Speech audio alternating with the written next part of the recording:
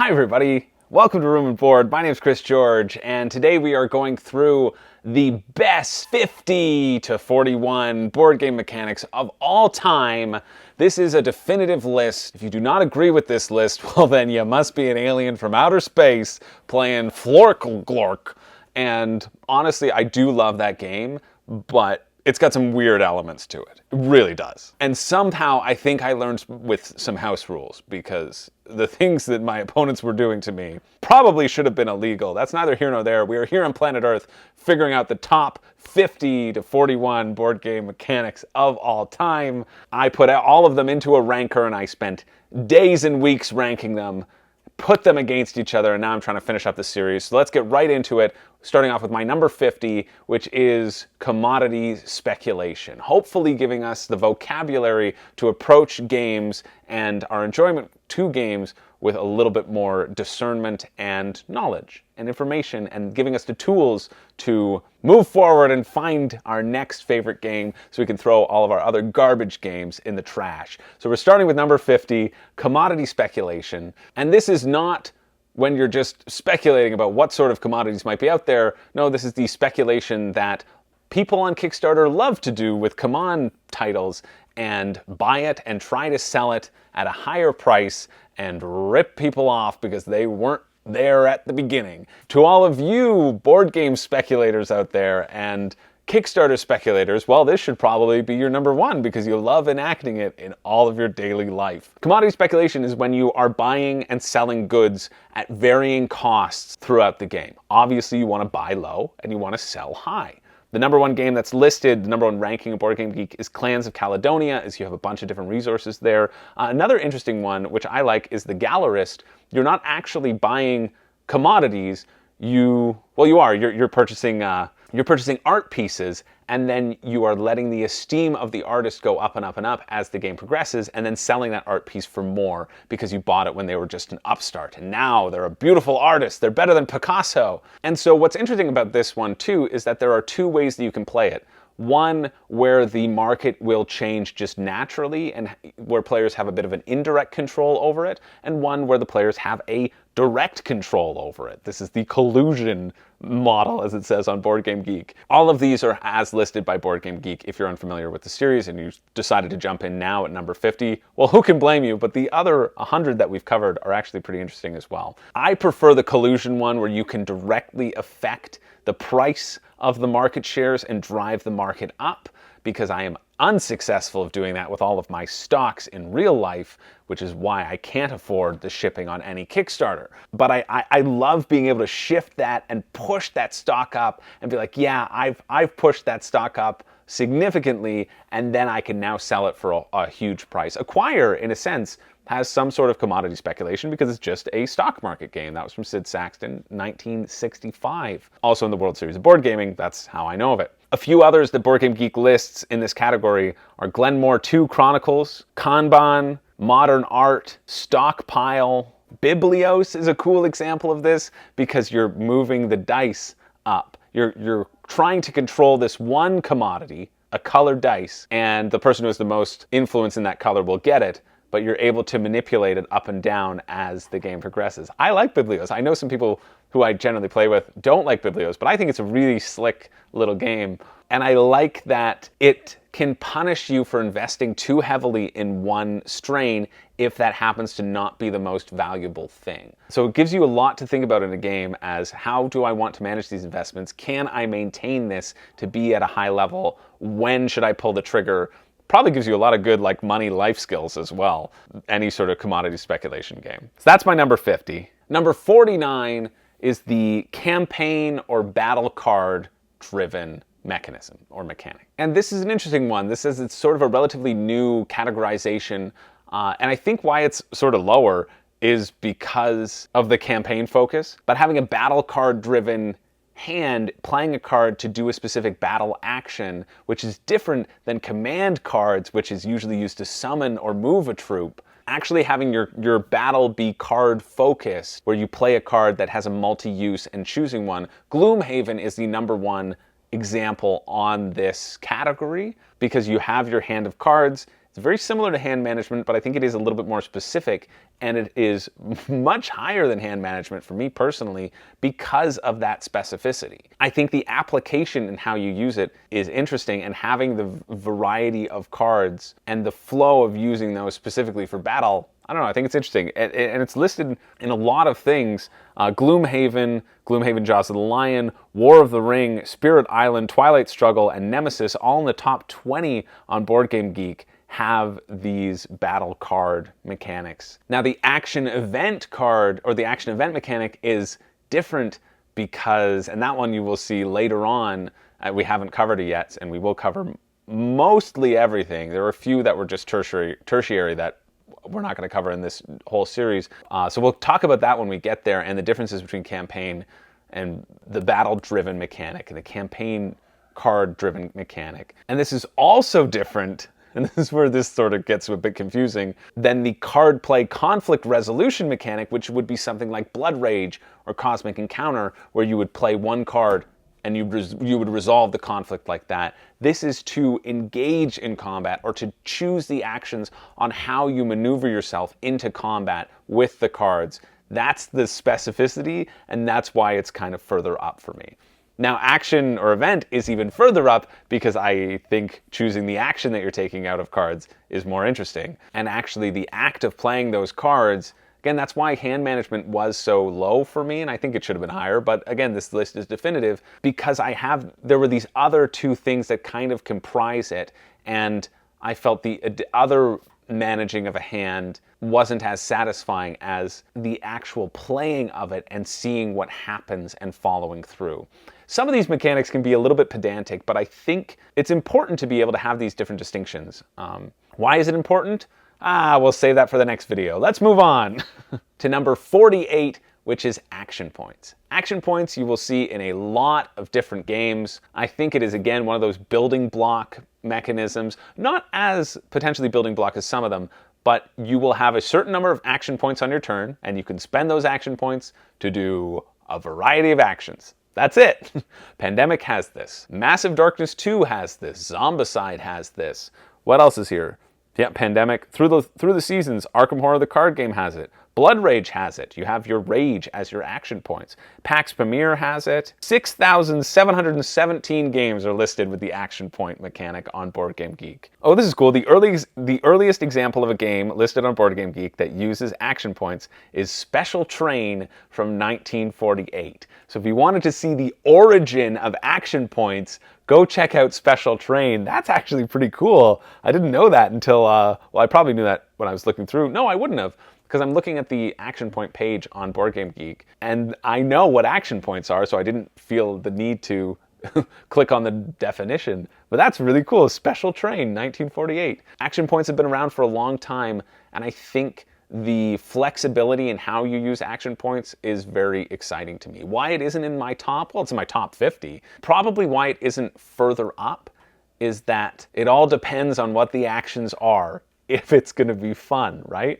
I think that's pretty key. You can have an action point system where all you do is, okay, I have 3 actions that I can take on my turn. I guess I'll just draw a card and draw a card and draw a card, because there are no other viable options and you're searching for something. That wouldn't be fun. So I think that's where it doesn't soar to the top for me. I don't see a game with action points and I don't go, yes, I think I will automatically like this game because of this. I think, oh yeah, that's a standard mechanic that I really enjoy using, and I like having to optimize and make different decisions, but it depends on what those decisions are. Number 47, I believe we're on, and this is one that I'm very happy made it into the top 50, and that is the Hexagon Grid. We had Square Grid all the way near the bottom, but a Hexagon Grid, it just feels like you have so many more possibilities, doesn't it? It's any board that has a hexagon-shaped movement style. Gloomhaven has this. Arc Nova has a Hexagon Grid. Terraforming Mars, Twilight Imperium, Gloomhaven Jaws of the Lion, Gaia Project, 6 out of the top 10 games on BoardGameGeek have a Hexagon Grid. That's telling that the Hexagon Grid is the optimal grid to play games on. Who wants a square grid? I want a hexagon-based dungeon crawler. I don't want a simple laneway decision. I want many multiple paths. And just adding those additional 2 sides really just explodes the game outward, I think, in terms of how you can expand and what makes it exciting to expand. What's cool is that it says, I'm just going to read it a bit, it says previously this category was known as hex and counter. Now the Hexagon Grid mechanic covers a wide range of games. The original description highlights important facets of a large class of games that fall under this mechanic. And that's with classic war games that play with a bunch of counters on the map. Because the Hexagon Grid, the hex and counter, allowed for more equidistant connections than a typical square grid. Because you have 6 versus 4, right? It's just blowing out that idea and just blowing out the possibilities, which is really cool. And it also says that many of these games include a concept called zone of control, which is now a separate mechanic, which hinders or stops movement when units move or start next to an opposing unit. And that sort of stuttering of you cannot pass through me, I have the high ground. You can't win, Anakin. I've chopped off your legs. That's how that quote goes, right?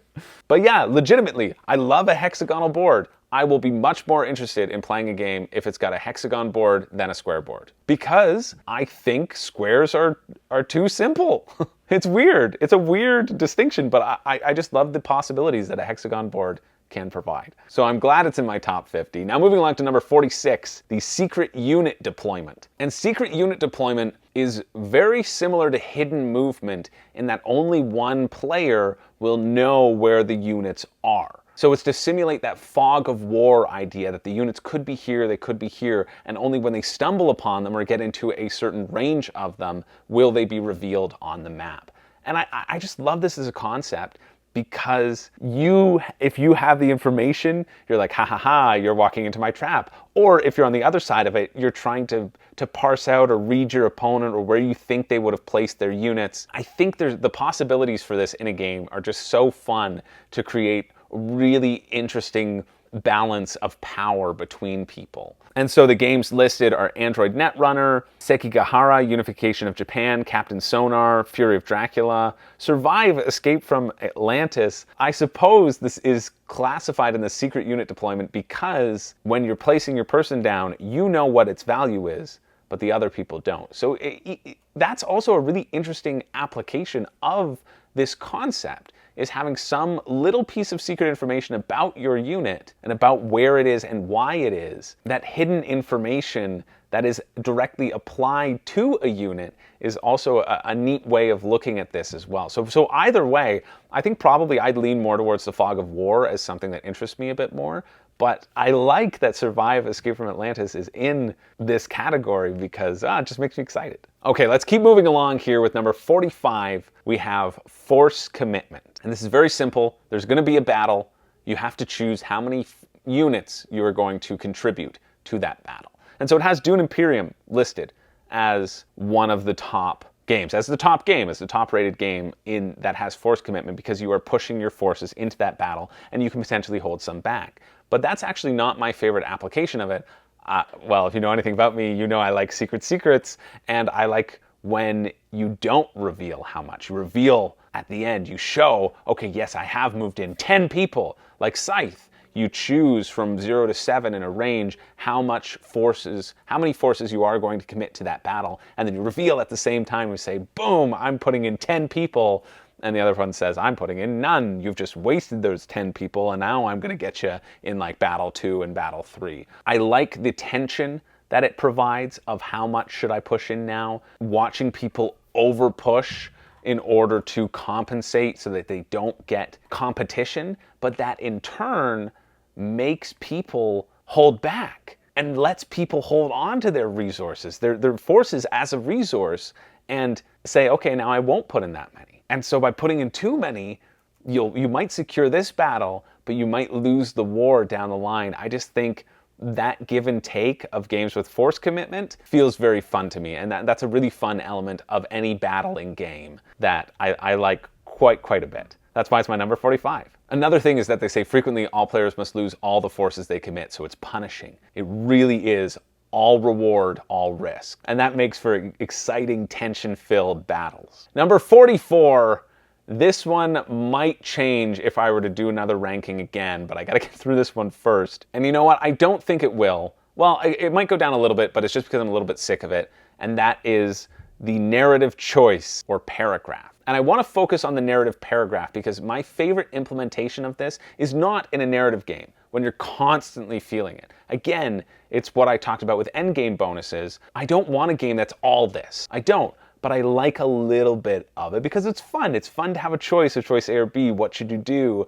So Scythe would have this. Yeah, it's listed as number 1. But my favorite implementation of this has to be Dead of Winter and their crossroad systems, because only sometimes is it activated.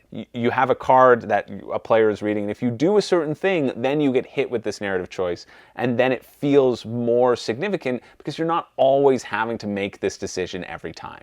Yeah, you get this or you get this, right? But having it come up sporadically makes those choices feel more important because you're not always having them, and therefore the rewards feel a little bit more exciting. The pitfalls feel a little bit more despair-inducing. Maybe not a little bit more. If you're always getting pitfalls in like a narrative game, well, you've lost. I just think that it adds a little bit of flair and a little bit of excitement and narrative to the game, and I like having that in those small regards. I think I've gotten a little bit sick of it because of the huge influx of Kickstarter games that seem to only focus on this as their selling point and their game. And that's fine, but I could just read a choose your own adventure book. That's not why I play games. I don't play games just for a narrative choice, and I feel like games are really, or have been really heading towards this path in trying to create these expansive and large universes and wrap people in and say, look, we can have a huge game and we can blow your mind with story and investing in story. And I know that investing in story is a fun thing because it gets your imagination flowing and it gets you into the game and it immerses you into that experience. But at the same time, I think you grow tired of it. I think a lot of us play games for the mechanics themselves. So I like this as a mechanic, but a very supporting mechanic. And that's why I like it at 44. I think it is fun, but I think people have overvalued this for a long time, and we're going to see a course correction, or maybe we won't. That seems to be consistently selling in the board gaming space, at least at that Kickstarter level with the bigger games. But you don't often see this in a lot of mass market games, and I think that's because it doesn't have the longevity of some of the other mechanics out there. But I still like it, so it's at my 44. It probably would drop below my top 50 now, though, because I really like to think of myself as like a mechanics first board gamer, and that doesn't fit the bill. Now moving along to number 43, we have pattern recognition. And this is different than pattern building. This kind of goes almost could go hand in hand with the speed matching category that we talked about very recently in the same episode, the previous one, that had both speed matching and pattern building. This is pattern recognition, and I like this one a lot more because it involves observation. The number 1 game listed here is Cryptid, followed by Mysterium, then Oathsworn into the Deepwood.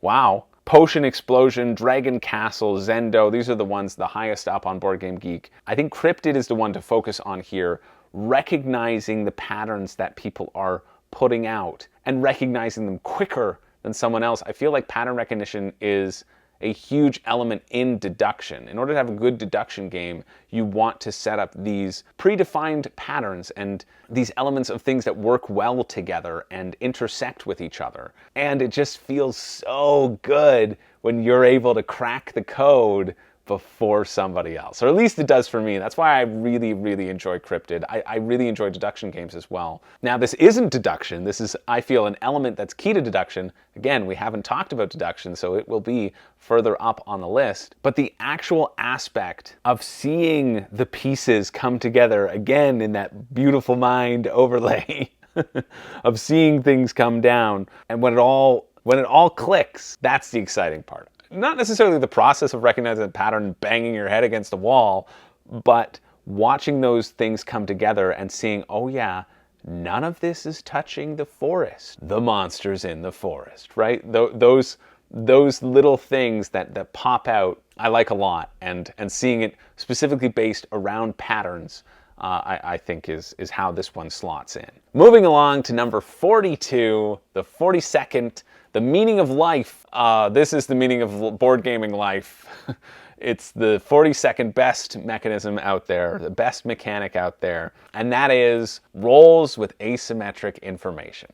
it's kind of neat. We were talking about cryptid, sort of could go hand in hand, but it's specifically tied to a role. In cryptid, you don't have a role, you're just a player, right? This one relates specifically to a role that you are assigned, and that is something like the Resistance, Avalon, or now just Avalon, or Werewolf, right? You're the robber and you get to rob somebody's, and only you know this specific thing. Or only Merlin knows who the bad people are exactly. And only the bad people know who, you know what I mean? Like these things, these clusters of people where you know this stuff, and then the game is built around who knows what and trying to figure out who knows what. But this is different from hidden roles, right? This is different from just having a hidden role. This is having a hidden role with a power.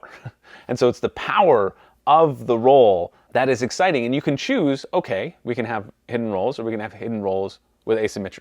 We can have roles with asymmetric information. It doesn't also always have to be hidden roles, right? You could have a captain that's out there who gets to know certain locations on the board in this mythical game. I don't know what this game is, but they know where the gold is. They're the pirate captain. They're a role with asymmetric information. They've seen a map, they know where the gold is, and they are headed towards there maybe. And it's up to the crew to decide when to mutiny and then go for the gold themselves, right? Like that could be a fun game. And wait a minute, am I a game designer now? Did I just come up with Board Game Geek's next #1 game? Also, it's a legacy campaign game. Yes, I did. It seems like I did. Oh wait, no, it's probably just Seafall. Dang it. Seafall's great though. It is. It is. Trust me. It is. It is. It's got a lot of great mechanics in it, and I think that's why I enjoy it. But yeah, roles with asymmetric information, it's always fun knowing something that other people don't know. And then being able to reveal that at the end, saying, oh, actually, I knew this all along, ha ha ha. It provides a nice talking point for after the game, provides something active to work with while you are playing. And finally, the last one in this video, number 41, we have action drafting. And action drafting is very simple. There are a number of actions out there, and you get to pick them one at a time. They're in a shared pool, but once you choose an action, it cannot be chosen again. This is the core mechanic, I'd say, behind Puerto Rico. And worker placement is a subset of this category that is its own entire genre, because you are essentially, there's a bunch of actions out there and you're placing workers on them and denying other people them. But it's a physical action of moving your workers out, and that's been expanded into so many different things. Action drafting is specifically, you have the actions and you're like, okay, I'm taking that. Twilight Imperium, I would say, has some sort of action drafting, because it does. Look at that. Twilight Imperium is the #1 listed. It's almost like I understand games or something, because you're taking the role and the initiative that you want, but you also get a specific action with it. That's one of my favorite parts about Twilight Imperium. The rest of it, legitimately, is bad. I'm not a big fan. But that's also what I really, really enjoy about Puerto Rico. You have these actions in a pool that everybody can choose from. You know that these are the set actions. They are going to be taken at a certain point, but it's just who takes them when. And then who is denying other people from taking that action as well. Because sometimes it affects everybody, and sometimes you are denying people, like you are in Twilight Imperium. Sometimes you're not, though. Sometimes in Twilight Imperium, Puerto Rico, Race for the Galaxy, if I choose an action, everybody gets to take that action, right? But I think the actual aspect of everybody taking it is a different mechanic. It's just the actual act of selecting that action and denying someone else the chance to select that action that I still really do enjoy, but that's why it's a little bit lower in 41. 41's still great. I mean, I'll play. This is where I start to get really excited. Maybe you could tell I like games. I like games. But these are things that get me actively excited, because I think about the experiences that I've had with them, and I think about the actual implication of doing the thing and how it impacts the board state. And that just gets me really fired up. So action selection is one that I really like, but action drafting, which is the actual thing that we're talking about right now, is also one I like. I'd say I like action drafting a lot more than action selection. I can't remember if it's been on the list or if it's upcoming. I don't know. I've got to wrap this up, because I got to set this room up for a roommate to use for their child. I'm away from my normal house, and so I have to make some allowances with the communal space. But yeah, action drafting, so much fun, especially because sometimes it makes sense to deny someone else, hate action draft, Hat drafting. That's a different game. But yeah, that's my number 41. So that's it. Next video, we'll be moving into number 40 to 31 as we count down the top board game mechanics of all time. It's really fun for me to do this series. I hope it's enjoyable for you. Drop in the comments below which of this batch is your favorite. Which do you think should have been lower? Which do you think should have been higher? Whatever you think. If you thought of something cool, thought of a game that you like that uses one of these things, let me know and say, this is the reason, this is the reason why I like this specific game. Because action drafting is a large reason why I like certain games that I do. Anyway, thank you so much for watching. I really appreciate you being here. My name's Chris George, and you know what? I don't have a catchphrase. I had it somewhere. I swear I had it on a piece of paper, and now I don't have it anymore. So while I have let you down immensely, I hope these sweet little board game mechanics right there, haven't. And keep your board games working all day and night. See you later.